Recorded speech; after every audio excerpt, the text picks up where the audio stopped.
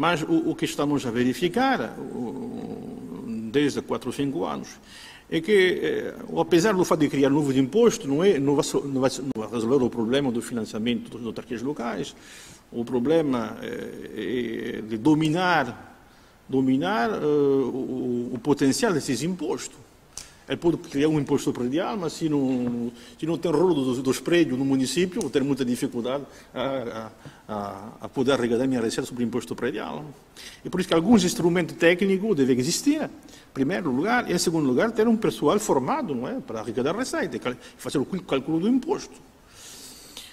É por isso que esses instrumentos não existiam verdadeiramente, não eram atualizados, e depois a formação dos funcionários municipais em matéria de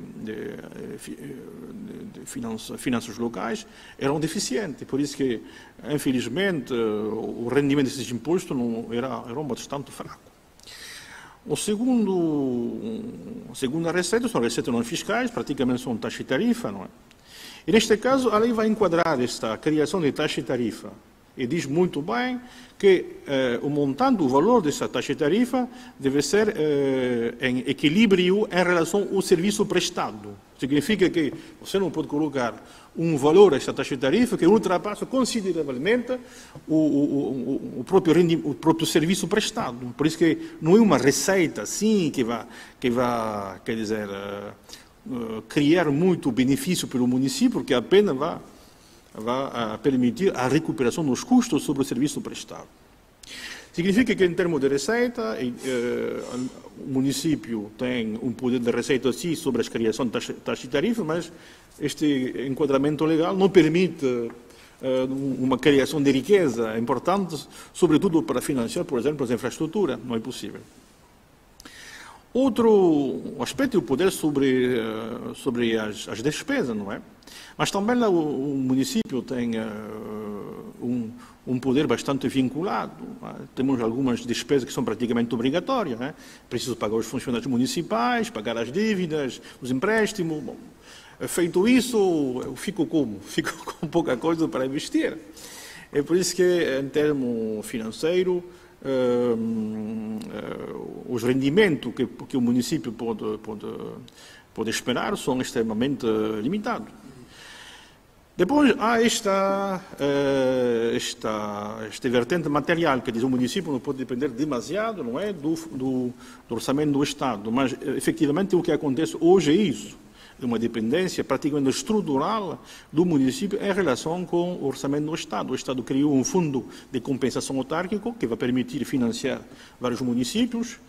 E, finalmente, como os municípios, como acabo de referir, não conseguem manusear com muita eficiência este rendimento dos seus próprios impostos, está à espera deste fundo de compensação para financiar suas próprias atividades. Por isso que, neste caso, há algumas dificuldades. Estou a depender demasiado deste fundo de compensação autárquica para o financiamento de minhas atividades. E isso não é um aspecto muito positivo para a sustentabilidade do próprio município em termos financeiros.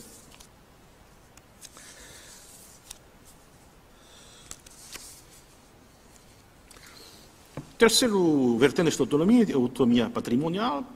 Esta autonomia patrimonial, a lei já 1197, que era a lei sobre as finanças locais, previa já esta questão de autonomia patrimonial. Mas esta autonomia patrimonial é bastante reduzida no princípio, porque a lei vai só transferir a plena propriedade dos prédios em que funcionava os antigos conselhos executivos do tempo colonial e depois da independência. Por isso que o patrimônio físico dos municípios, no princípio, foi muito reduzido. E também a ideia de instaurar um certo gradualismo na transferência deste patrimônio. Quer dizer, se o município não tem muita atividade, por que vou transferir muito o patrimônio? Agora, você deve demonstrar ao município que tem muitas atividades, muito empreendimento, para que o Estado pudesse transferir de uma forma gradual mais edifícios, mais patrimônio, para permitir solucionar suas atividades. Por isso que lá também há uma dependência estreita, mesmo em termos de gestão patrimonial, do orçamento do Estado. Mas a autonomia local, o que significa a independência local. O Estado deve também garantir um controle sobre as autarquias locais. É por isso que a própria Constituição vai consagrar um princípio de tutela administrativa, que é conhecida, não é, em direito dos países lusófonos, temos a figura da tutela administrativa, e a Constituição da República vai instaurar dois tipos de tutela, uma tutela de legalidade, já é conhecida, e uma tutela de mérito. E o legislador deve estabelecer os parâmetros fundamentais desses dois tipos de tutela. Felizmente, atualmente não há regulamentação da tutela de mérito, por isso que finalmente não temos tutela de mérito. Temos apenas uma tutela de legalidade, esta tutela da legalidade é exercida pelo governo, mas o governo, claro, não pode fazer fisicamente isso, é principalmente o ministro da Administração Estatal e o ministro das Finanças, para a decisão financeira do município, que vai exercer esta tutela. E, recentemente, uma parte da tutela